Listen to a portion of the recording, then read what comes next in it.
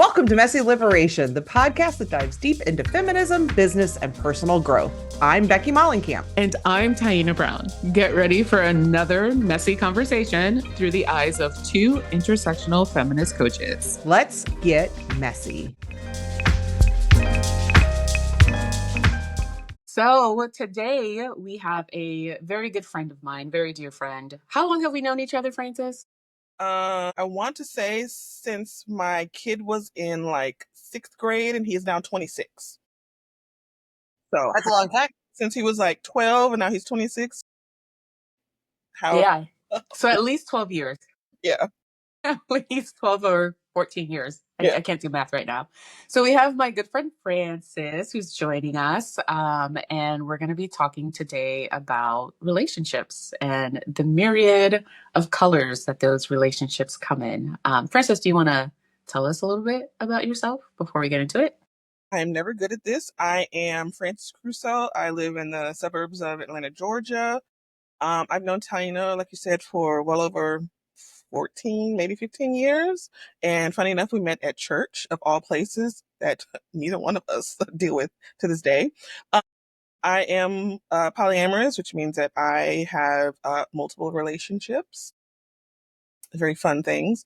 What else about me? I'm a mom of 2, but my kids are adults now. So I feel like I am very much entering my empty nester phase of life at 43, which is very fun.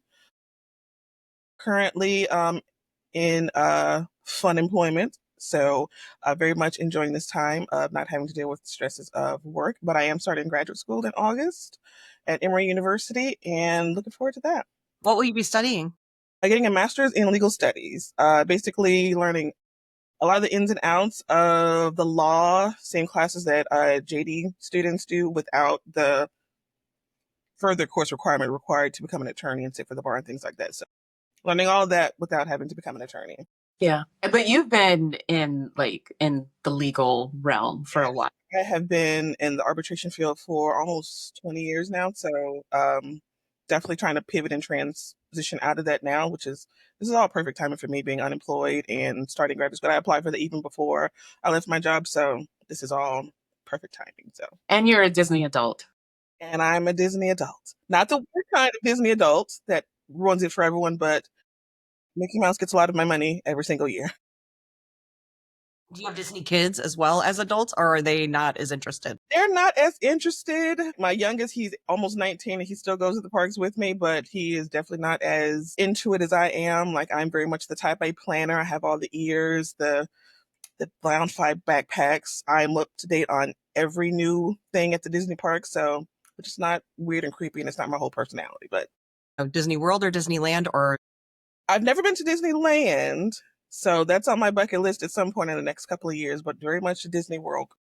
Well, Disney World's much better. Sorry to anyone who thinks it's not. Been to Disneyland, but I know the parks it's smaller because there's only 2 parks there, but Disney World, if you can accomplish Disney World, you can accomplish anything. Forget that if you can make it in New York, you can make it anywhere. You can survive Disney World, you can survive anywhere. Probably some truth to that, especially now since, Florida. Exactly. Yeah. I stay in the Disney bubble. I don't go to Florida. I go to Disney World. To Disney, yeah. It's all that separate. It's like the Vatican inside of Italy. Like, its own country. Yeah, for sure. So we're going to talk today about polyamory and ethical non-monogamy. And like you said, we met in church, which the church that we used to go to would say it's quite progressive, but it's still quite conservative based on how we live our lives today. So how did you get there, I guess, is the first question. How did I get to polyamory? So I started this journey back 2020. So it's been about 5 years now during the pandemic. And I hadn't dated in quite a while because church. And I decided to get on the dating apps, which I hadn't done before. So I decided to get on the dating apps. And I cannot remember which app it was because it's been so many years ago. But I connected with this guy on a dating app. He saw his profile. He was single, lived in Douglasville, I think. And we were talking, and he happened to mention something about his wife, and I'm like, oh wait, wife? Why are you on a dating app if you have a wife? And so he explained to me that he and his wife were in an open marriage, and that they kind of give each other permission to have other partners outside of the marriage. And I was like, oh, this is new. Now, I'd heard of polyamory before, but I'd never really met anybody out in the wild that was polyamorous. I'd always seen like TV shows and movies where, men had their mistress and the wife was kind of quiet about it. She knew about it, but didn't really trip about it or anything like that. So I'm like, there's not real people that do that. And so, of course, I meet this guy, and he's explaining all these things to me, and the process that they went to kind of discuss wanting to open up their marriage and parameters and all those things like that. And I was very intrigued. And I'm like, this is very interesting. So he actually recommended a book to me, of all things, and I'm very much an avid book reader. So he recommended this book called Opening Up by Tristan Taormino. I hope I'm saying her name right. I'm just kind of explaining some of the background of non-monogamous relationships, the history. And what I liked about that book is the fact that it had a lot of questions at the end of each chapter that helped you figure out, is this even the right path for me to have or be taking? And also questions that you can ask yourself and your partner when it comes to having those conversations about the possibility of opening up your relationship. And so he and I just were talking just in a friendly thing, not even like we wanted to date or anything like that.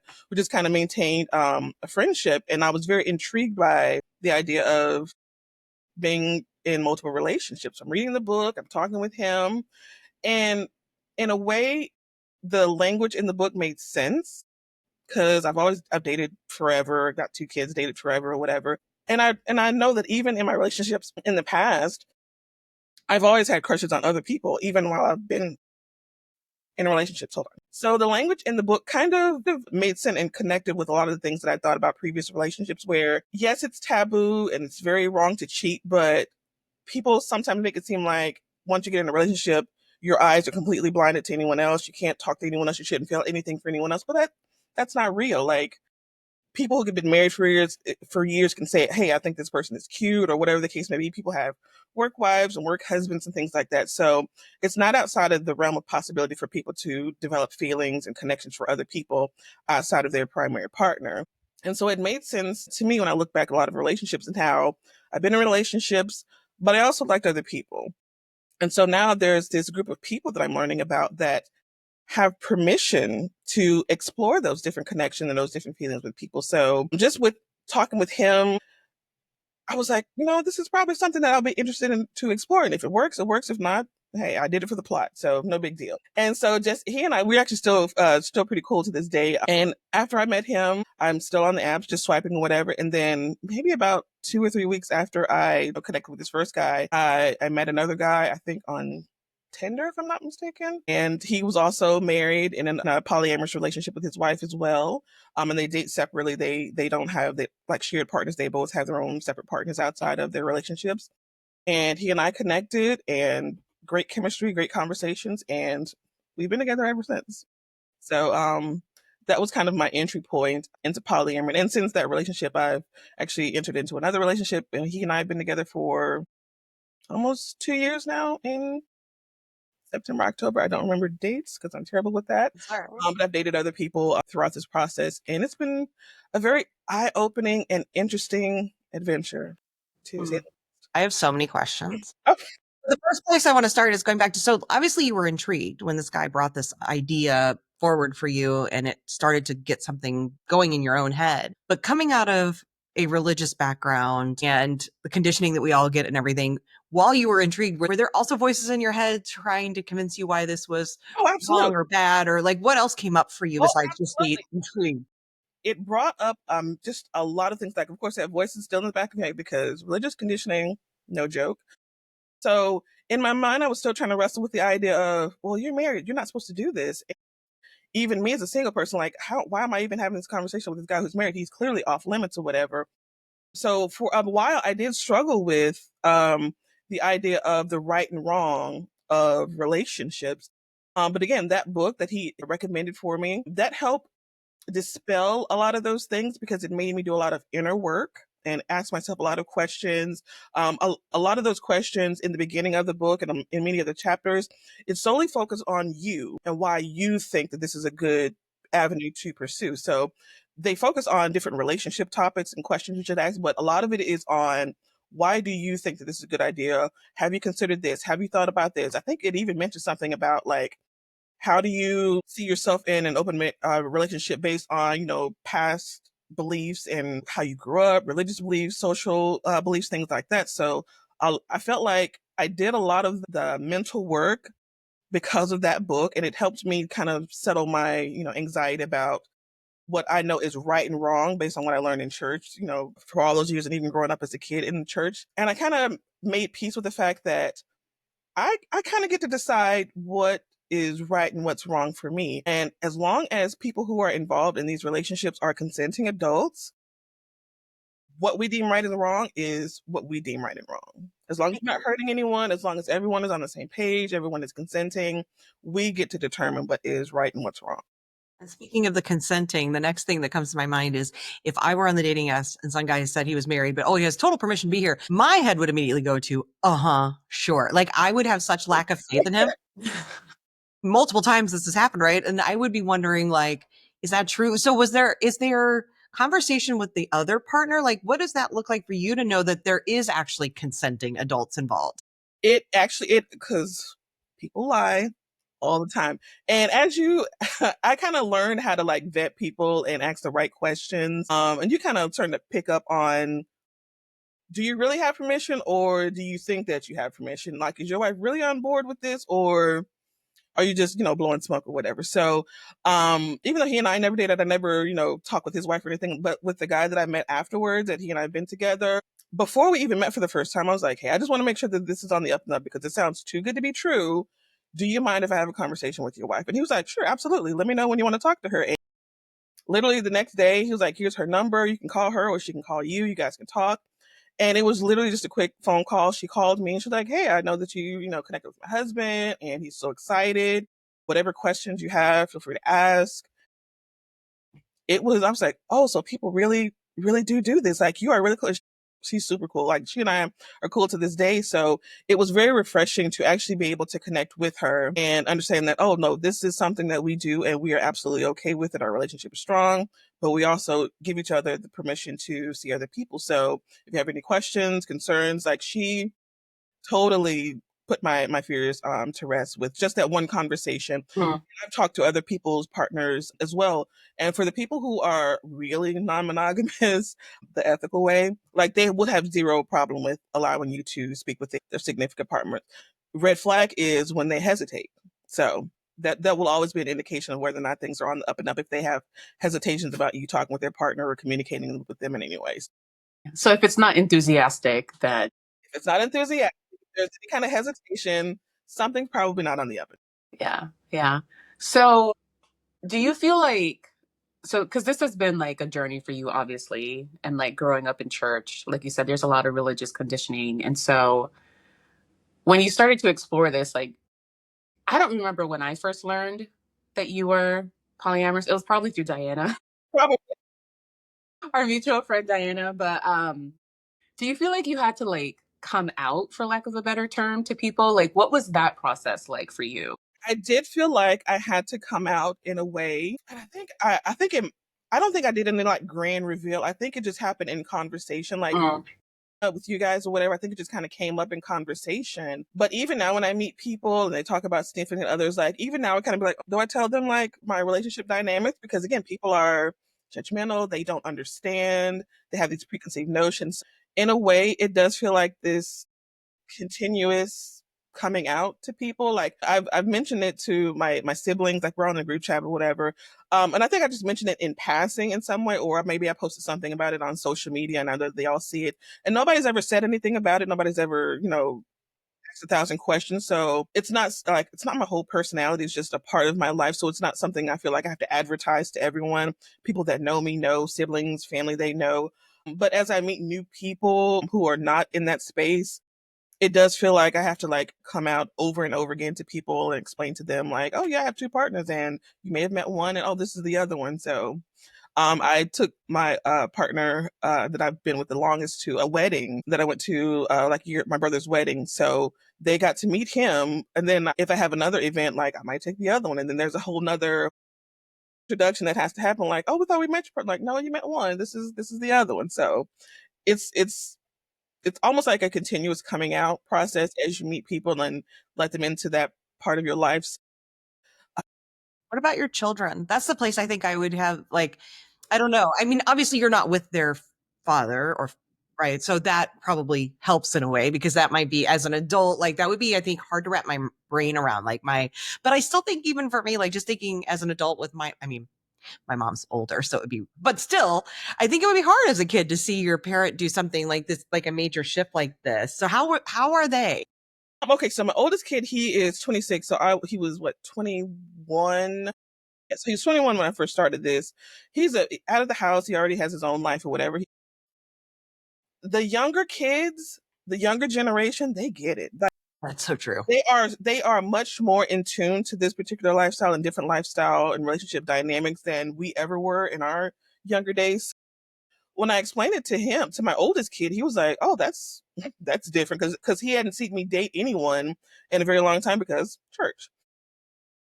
So he was not used to seeing me in relationships, let alone multiple relationships. But when I explained it to him, he was like, "Oh, that's cool." Like, I know people who are polyamorous, so it wasn't a big deal for him. And even with my kid who's 18 now, for him it was like, "You have a boyfriend?" I was like, "Oh, I have two." He's like, "You've got two people that like you?" Like, again, it wasn't It was just like, oh, it's my mom. It's gross. my mom. And I think they responded that way because I've always tried to be that parent that doesn't make stuff weird about that. We talk about relationships, we talk about sex, we talk about all the things, and I've never wanted them to feel like anything related to sex or relationships are weird. Like, if they have a crush on a boy, like I have two sons, like if they have a crush on a boy, okay, cool, tell me about it. Like, I never want them to feel like anything that's outside of the norm is weird. So mom is bisexual. She likes girls and boys, and she's got two boyfriends. Sounds like a Tuesday to us. So I think for them, because we've always had the relationship where my mom, she's going to do what feels good to her. And as long as she's happy, it's cool. It might not be what other people are doing, but it's not weird. So if that makes any sense. Yeah, Now, no, it doesn't. people have younger kids, and I've met people on social media who have younger kids, and for them, they've kind of framed it as mom and dad are married, we love each other, but mommy also has a boyfriend, daddy has a girlfriend, and now you have like four people that love and take care of you. So I think you can have those conversations with kids in a very age appropriate way so that they know that, mom and daddy are fine, we're good, we love each other, but we also, have other people who also love us and they love you as well. So there's a lot of hangups when it comes to talking to kids about non-monogamous relationships, but I think it all depends on how you talk to them. And as long as you don't make it seem like you're doing something bad, like you feel like you have to keep your partners a secret, then they're going to think, well, this is not something that you should be doing if you can't talk to your kids about it. So kids understand mommy does weird stuff, so they're like, "Oh, this is fine, this is cool." And it also gives them an understanding that you have options. Like, if you want to be monogamous, totally fine, mom's on board with that. Or if you're at a position where you want to explore something different, that's also something that you have the option to do as well. There's different ways to live your life how you see fit. I appreciate the reminder as a parent to a young one. And I feel like I do a really good job of talking to my son about all sorts of different families and, the ways that we love and all of those things. And he knows that I'm bi and I'm part of the, LGBTQ family. And like, he takes a lot of pride in that. However, I think I'm such a monogamist that I forget about this part of like the ways that families can look different and relationships can look different, that I don't think I have done a good job of like just making it not weird, of bringing it into part of these conversations. So I appreciate the reminder that when I'm talking about the different ways that families can look, the different ways that people can love, to introduce this concept while he's still young so that he knows that that is an option. Because I would love for him to, because I think I don't think the only reason I'm such a monogamist is because of my conditioning, but I think a good portion of it probably is, right? And so I want him to have more freedom than I would have ever felt and still probably feel to have around I relationships. guarantee you that the kids are having these conversations, whether we know it or not. They're already having these conversations. Like, my kids already graduated from high school, but I could just remember him telling me like, "Oh yeah, such and such has a girlfriend and a boyfriend," and they may not have the right labels for it, but they are very open to exploring different dynamics on their own as teenagers and even older. So for them to see us older people modeling something like that, they're like, oh, well, I'm used to this or whatever. They're already very accepting of gay kids, bi kids, trans kids or whatever. So this is just another added dynamic that they're also very aware of and very accepting of. So yeah, the kids they already know. They know more than These are all right, as they say. Yeah. They are a Yeah. bunch. That's such a good point, because I just remember when I was a kid, like there were things that I was talking about with my friends and my cousins and things that we were exposed to that my mom and aunts and uncles and grandparents, right? And that they would never have chosen to expose us to at that age, but we were already exposed to it. So it's like we knew a lot more than they really gave us credit for. And the unfortunate part of that is that because they were so strict, we didn't have someone to model some of those things in a healthy way, right? We didn't have a space to talk about those things that was safe and encouraging and healthy. And so in our little kid brains, we just made assumptions about the things that we were exposed to and that we were experiencing at the time. So that's a really good point. Speaking of aunties and uncles, like, have you gotten any like resistance? Because we know what it's like, right? When you're older and you're single, like family members, especially older family members, always want to know, like, are you seeing anyone, right?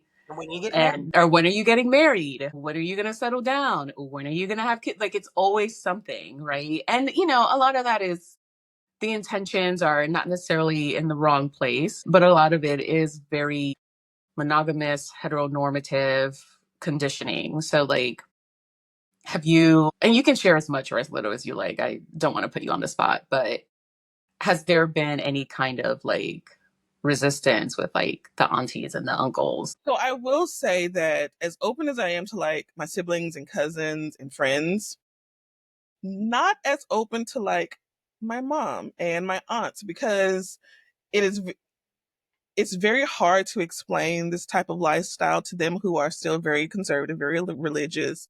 So in a way, they know that they know that I have one partner, but yeah, they don't know that I have multiple partners, because that's very hard to explain. Because what I don't want is, oh my God, you're fooling around with a married man or two, because actually both of my partners are married. You're fooling around with two married men, and I can just hear the Bible verses coming out. I could just hear all the The backlash. Jezebel. Hello, all the things, because this is literally something that they have never ever heard of, and they would not be able to understand or comprehend, because they still are very much old school Southern Christian people, where the sanctity of marriage is between a man and a woman, one man and one woman at that. So I am somewhat selective about telling other people about my relationship choices, simply because some people I know would not be open-minded enough to either understand it or accept it or be willing to have a conversation about.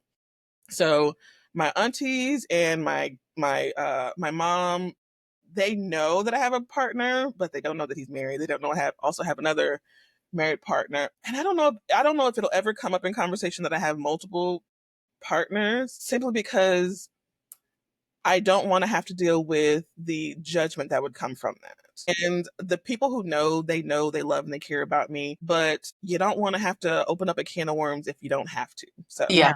You don't subject yourself to that. Speaking of the like Jezebel and the you're just this is just you fooling around with married men. What are the kinds of misconceptions that you hear people in your own ear saying about polyamory? And it's just people having they think it's just people just having a bunch of sex and orgies, and it's just glorified cheating and all these things. And I tell you that sex is like the lowest thing on the priority list when it comes to relationships, having multiple relationships.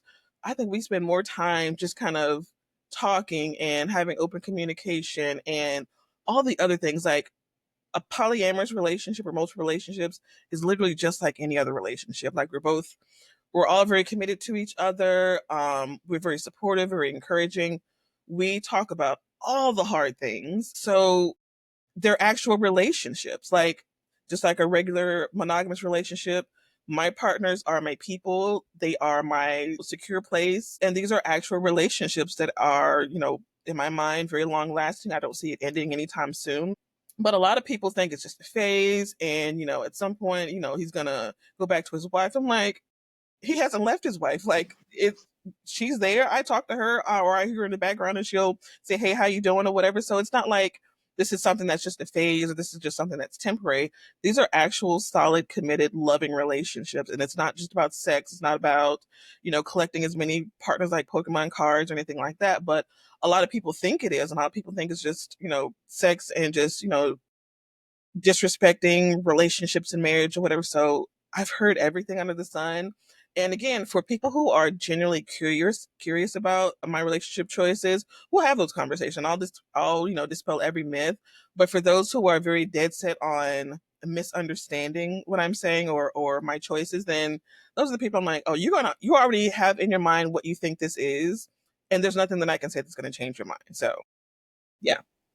I have a genuine question or curiosity around the fact that both of your partners are married, which means that you, I would assume, are not moving towards marriage with either of them since they're already married. Does that, and I know that your experience with ethical non-monogamy may be limited, or, in the years you've done this, it sounds like it's primarily been with these two men. I could be wrong. It sounds like you had a few other dates, boyfriends or whatever along the way, or girlfriends.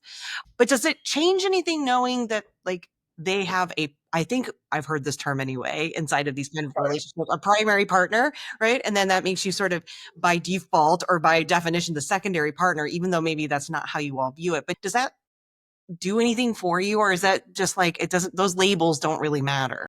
Those labels don't really matter to me. Truth be told, I've never been one to like shoot for marriage. Like, I'm very much of the mindset, if I get married, great. If I don't, also great. So I've never had this desire to like get married and the white picket fence or anything like that. And I remember having conversations with like my friend Diana about when I was growing up and thinking about what my life would look like. It never included a husband or a wife or anything like that. So it really just included me living my life and friends and things like that. So I was never, holding tight to the idea of getting married. So the fact that they're both already married, it doesn't bother me. And we also, none of us really subscribe to the hierarchy of this is my primary partner, this is my secondary partner. Some people do, and if that works for them, great. But me and my partners, we don't. Yes, they have some sort of privilege built in because they're married. So they have people that they live with, they share finances with, they have kids with, or whatever. So those are kind of built in priorities, but they never make me feel like I am secondary. Like, we support each other financially. We see each other all the time. So they never make me feel like I am their second priority. I am just as important. If I need anything, they will come to my aid. They will come to my rescue. So it all depends on how the people in that relationship or those relationships structure it and how they prioritize what's important or however they make their partners feel. And again, some people subscribe to the idea of this is my main person. They have veto power, which means that they can say yay or nay to relationships. Whoever this secondary person is, they get whatever's left over. We don't subscribe to that. I would never want to be in a position where I'm feeling like I am less than to anyone else because I'm a full person. I have a wide range of feelings and emotions and needs and desires, and my partner needs to be able to understand and recognize that as well. I'm not the side chick. I'm not the girl that you get to give your leftovers to. I want your full self, and I also want to know that if I need you, you're going to come through for me, if that makes any sense. Yeah. One thing I think when I started learning about like polyamory and ethical non-monogamy, one thing that just like really stood out to me was, or that it was for, first of all, because of the religious conditioning, it was hard for me to wrap my head around it. Right? But Everything. then there's like the independent side of me that I'm like, oh, it totally makes sense. Like I don't have to like be like 100%.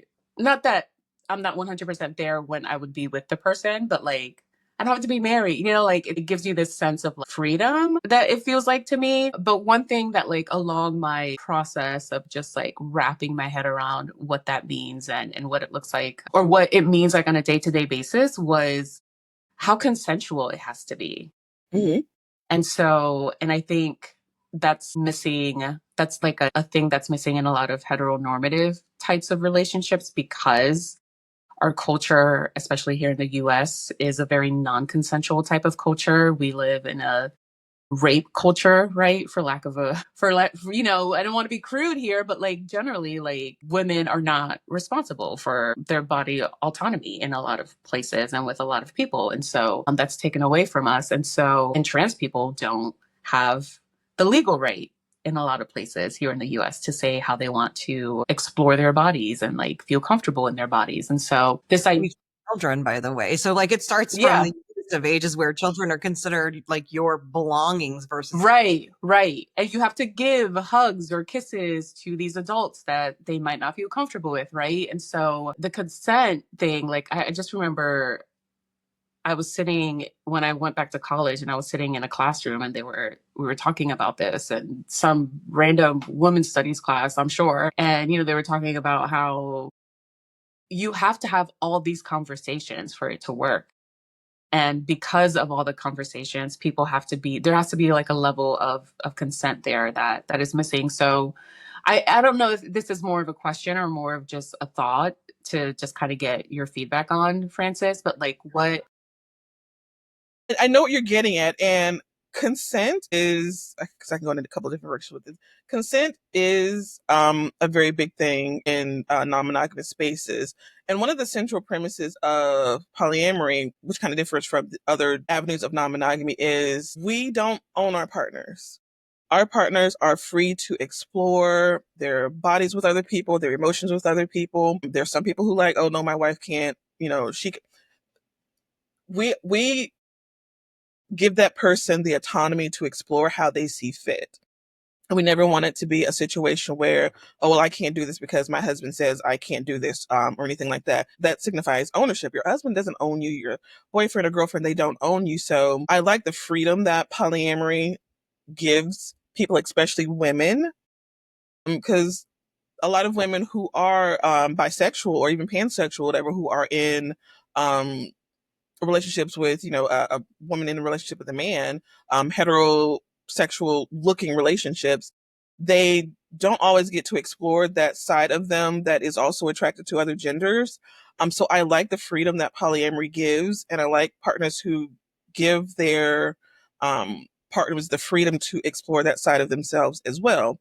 However, on the flip side, there are a lot of polyamorous couples who have what's called a one penis policy, where oh, the girl, she can, be with other people as long as it's another woman. I can be Mm, the only penis that's in her life or whatever. I hate those type of relationship. But some people are a-okay with it or whatever. But they never gel with me. I never, I cringe at those, because it's almost, because again, it reinforces the fact that this man who's in the relationship, he gets to call the shots on what she can do with her body, or she gets to call the shot on who it is that she can be with in a relationship. And again, he feels like he owns her and he gives her a little bit of freedom, as long as it's within these parameters of, oh, you can only get with another woman. And usually it's for his gaze anyway, because if she's with another woman, now he got two bad bitches that he's with. So, and yeah. it brings it all back to him and what he wants, and not necessarily what it is that she's interested in doing, because she may want to have a relationship with another man that has nothing to do with him, but that's not something that he would ever be okay with. So there's people who are okay with that. It's not necessarily something that I'm okay with. And there's a lot of debate in the polyamorous community as well about one penis policy relationships and things like that. I like the fact that whatever works for you. But there's a lot of people who would absolutely push against this idea of, oh, I can be in all these different loving relationships as long as he's okay with how it looks. Then you're not really getting the freedom that you deserve to explore relationships however you want to explore them. well, so much that sounds like it's really about, it sounds more like these relationships about sex than it is about Yes. care and commitment and Mhm. relationships. So it's interesting. Exactly. And I'm glad you brought that up, because the other thing I wanted to say is, like, when we're talking about the consent and the ethical part of all of this, what comes up for me is, these the Mormon, and it's probably not just Mormon, but the religious version of polyamory, which is Yeah. always been about one man with multiple women. And to me, what seems different about what we're seeing becoming more and more in the ether, people are talking about it, people are more open about it, is this version of polyamory that it's exactly that. It's not just about centering men. It is about saying everyone gets to have these whole experiences. And that's what feels very different than that other version that I think people often equate it to. Like, they only seen that version of this, like, oh, it's him and it's about his needs and he gets to have all these wives. And it's probably hard for some people, especially who are more religious, to understand this version of what polyamory looks like, because it's not that. It's not that. Yeah. Polygamy is totally different than polyamory, because again, polygamy is focused on the man and his collection of wives, girlfriends, sister wives, whatever you want it to be. And that is something that is in practice with a lot of people, a lot of cultures. But polyamory is you get to explore however many relationships you want to with whomever you want to.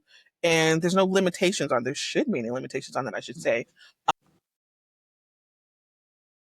I love to see women in non-monogamous relationships because I feel like even to this day, women are still being funneled into this pipeline of women should only have a man or focus on his needs or whatever, when there's so many women out there who could benefit from having multiple partners, or whether it be relationships or sexual partners or whatever the case may be. I'm all for women getting the freedom to explore and create these lives that benefit them in the best way possible. So if it's having multiple partners, or if it's just having one partner, that's fine, but at least having the freedom to do that. So I try to convert all my homegirls to getting as many boyfriends or husbands as they can, because we should have those options. Men have had options forever, and even to this day, they still have 1,001 different options.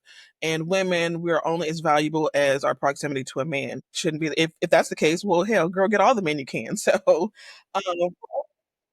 you're absolutely winning. So, It's funny because I have a feeling, I don't know, I might be wrong, but based on my own feelings, I have a feeling that what keeps a lot of women, and probably men too, from exploring going down this avenue is jealousy. And I'm sure you hear about this all the time, because I know every person I've ever talked to who's polyamorous says the number one thing they get asked about is, aren't you jealous? mhm.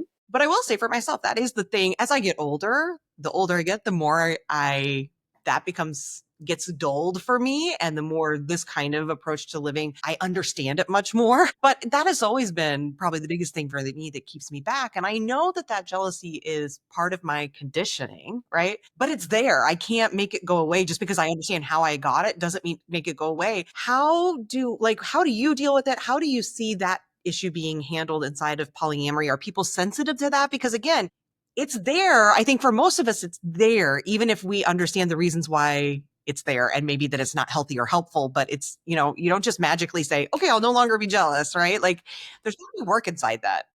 So I will always tell people that you should feel a bit of jealousy if you're in a non-monogamous space, because jealousy is a natural human feeling and reaction. And there's literally nothing wrong with being jealous. That just means that you feel something. For me, and for most people who are in non-monogamous relationships, they'll tell you, yeah, I deal with jealousy. But the key to jealousy is actually identifying what is the root cause of your jealousy. What is it that is making you feel insecure or jealous or whatever the case may be? Because there's always a root to it. So if I'm with a partner and he tells me that, oh, I met somebody new and I'm so excited or whatever, if I'm starting to feel that twin of jealousy, then my job is to be like, hey, I'm feeling the kind of way, but also let me figure out what it is that I'm feeling. Is it that I'm feeling like you don't have as much time for me now, or that you might leave me, or whatever the case may be? Jealousy means that there's something in me that is not feeling right. I need to figure out what it is that is causing that jealousy to manifest. And also let my partner know, like, hey, I'm feeling this kind of way, and this is why, and this is what I need from you. So if it's I need more reassurance that, this new person isn't going to take you away or anything like that, or if I need more time or whatever the case may be. Jealousy just means that you just need to figure out where it's coming from and communicate with your partner what it is that you need to put that jealousy at bay. A lot of people try to act like, oh, I'm never jealous. And that could be that could very well be the case. But if you ever find yourself feeling jealous, just figure out why and have that conversation with your partner and let them know, like, this is why I'm feeling this way. And this is what I need from you. A lot of people are afraid to advocate for themselves and their needs because they feel like, oh, I'm being too needy or whatever the case may be. Your partner can't help you if they don't know what it is that needs to be fixed or whatever it is that needs to be helped with. So when I say that non-monogamous relationships require a professional level of communication, like you're going to always have these conversations about needing reassurance or just communicating on what your needs are, what his or her needs are. So the conversations never end. This is why I say that sex is like the last thing that's an issue of polyamory. The biggest thing is communicating. You need to be comfortable enough to communicate with your partner that, hey, I understand that you're doing this or you're doing that or you've met a new person. I'm starting to feel this way. This is what I need from you in order to feel more secure. And a good partner will be like, sure, absolutely. If you need more time, sure, we can schedule out more time, or what if you just need a forehead kiss or a hug or whatever the case may be, I can give you that because I want you to feel as secure in this relationship as you possibly can.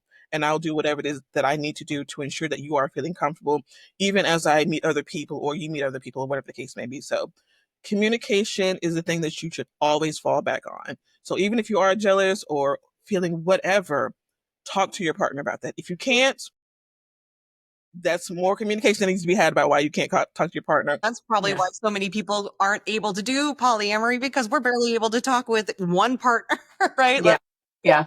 If you can't, if you are not good at communicating, it will never work. It will never. And that's like when I meet someone who is either not non-monogamous or they're curious about it, my first question is always, how are you at communicating? Because if you can't communicate, if you can't express how you feel or advocate for yourself, it's never going to work, because you're going to be too afraid to be your full self and your authentic self, even your insecure or your jealous self in a relationship. So if you cannot communicate well, it is never going to work. Yeah. I'm going to put on my women's studies major hat real quick and just go over some definitions for technical purposes. So there's polyamory, polyandry, and polygamy, right? So like polyamory is, and these are the technical definitions, right? This is not how everybody might choose to identify the way that they're engaging in relationships. But polyamory is the multiple relationships, right? Like having multiple partners. Polygamy is when someone who identifies as a man, has multiple wives.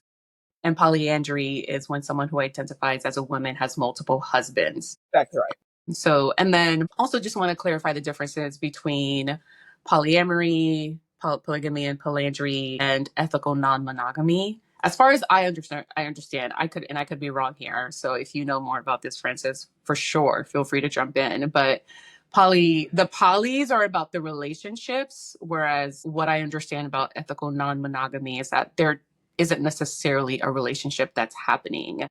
You might just be sleeping with people. Hmm? So again, not an expert, have not read all the books, and there probably is some debate about it, but the way I see it and the way I frame it to people is ethical non-monogamy is the umbrella term. Okay. Polyamory, swinging, polyandry, polygamy, open relationships, they all fall under a form of ethical non-monogamy. Some people That call makes it sense. ethical non-monogamy, but ethical non-monogamy, that's the umbrella term, and all these different relationship dynamics fall under it. It's basically anything that isn't cheating, which They is do. I'm exploring some avenue of relationship, whether it's sexual or not, with another person outside of my primary relationship, and that person knows. Right, Right? exactly. That's really, because otherwise it's cheating. It's Exactly. that's not the ethical way. They think it's cheating. Yeah, it's anything under ethical non-monogamy, all those different categories, swinging included, open relationships, they're all included under some form of ethical non-monogamy, because especially the people who are involved, they are aware, they are consenting to be in these particular dynamics. Okay. Last question, and this might be a loaded question, so I'm like, oh, I should have asked this earlier, but so I know you still consider yourself a person of faith. Mm-hmm. So Usually enough. how does that, like, how do you, I think for a lot of people, they might find that hard to reconcile with you also being like polyamorous and bisexual. So what does that look like for you? So for me, that looks like believing in a God that would not limit how many people can love me and how many people that I can love. Even in my church days, I never really subscribed to the idea that, oh, if you have sex outside of marriage, you're going to go to hell, or if you're in these relationships, you're going to go to hell or whatever. I never really subscribed to those, because I refuse to believe that me being in even if it's a monogamous relationship, me being in a committed, loving relationship where I feel safe, I feel loved, I feel cared for, I refuse to believe that God is going to condemn that, whether it's me in a relationship with a woman or a man or whatever the case may be. And I also carry that over into my relationships with my partners, where we're all consenting adults. We're all very loving. We care for each other. We support each other.